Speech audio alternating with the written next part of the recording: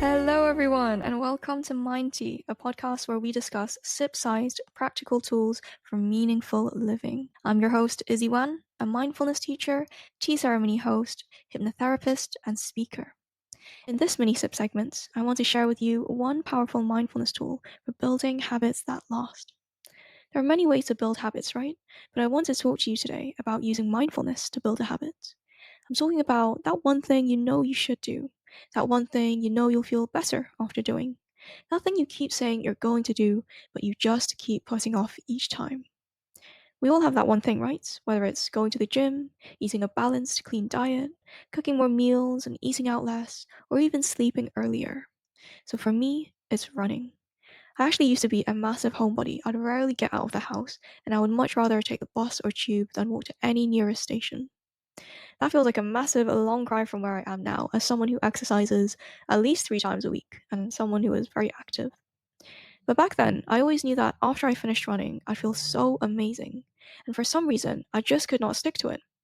In that moment, comfort would win, excuses would win, and so I really wanted to find a way to build this habit more effectively.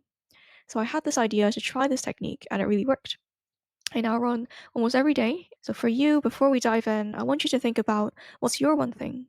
Maybe it's cooking instead of ordering in, maybe it's sleeping earlier, or maybe it's going to the gym.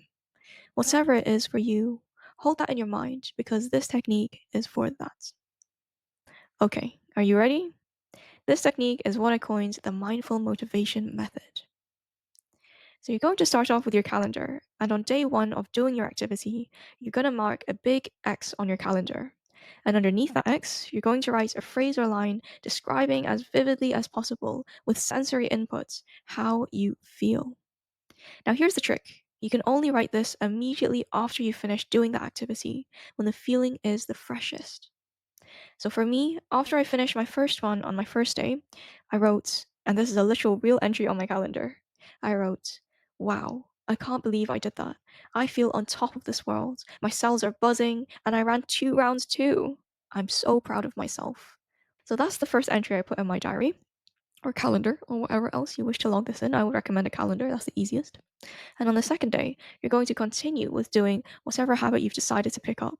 And again, you're going to mark a big X on your calendar and you're going to put the phrase in.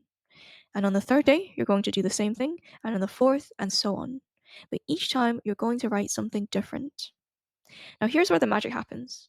What you're going to find is that each time you don't want to do that thing, when you're on one of those meh days, or you're on one of those days where you're like, I mean, I could go, but I also feel really comfortable now. Then you're going to come back to this calendar and you're going to see, wow, on day one, I wrote, I feel on top of the world. On day two, I wrote, my body feels so energized and alive. On day three, I wrote, I feel invincible. I can literally feel every cell. And it's going to surprise you reading that. You're going to think, damn, okay, I felt that good. And even though you subconsciously know, we all subconsciously know certain things are better for us, right? But seeing it described vividly is going to react those same neural pathways associated with that positive state. And reading the sensory input means you're not just recalling it, but you're actually starting to feel it. So why does this work? Well, there's several reasons why this works. We'll start off with the first one, the big X. The big X is visually satisfying. You're creating this visual representation of your success, and you're not going to want to break that streak when you see it physically. Now, productivity experts call this the don't break the chain effect, and it's a motivational technique pioneered by comedian Jerry Seinfeld. Another reason why this works is because every decision we make is driven by avoiding pain or seeking pleasure. By highlighting the pleasure of an activity, and vividly and repeatedly, you end up tipping the scale so that the pleasure of doing this thing outweighs the discomfort of not doing it. You're also going to feel the contrast very strongly. It's as if your past self is whispering encouragement in your ear each time you see that big X and you read the phrase vividly and the sensory inputs underneath it.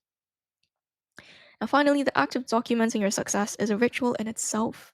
It's priming your brain for a dopamine hit and reward signal every time you pick up that pen and you get to write it down again. So over time, your brain's starting to associate this documenting with feeling good about yourself. So here's my challenge to you. Pick that one thing that you've been putting off and do it today. and then log it with a big X and one vivid, heartfelt line about how you feel.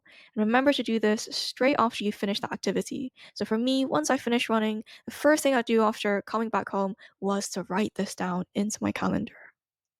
Now, if you do try it, do let me know in the comments below. I will personally be reading every comment on this episode today. Alright guys, that's it for today's segment of MindTea Mini Sips. Thank you for being a day one.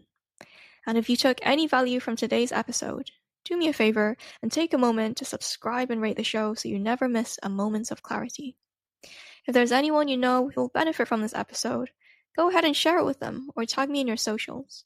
Until next time, keep steeping in wisdom and don't forget to take a moment for yourself today, even if it's just 5 minutes.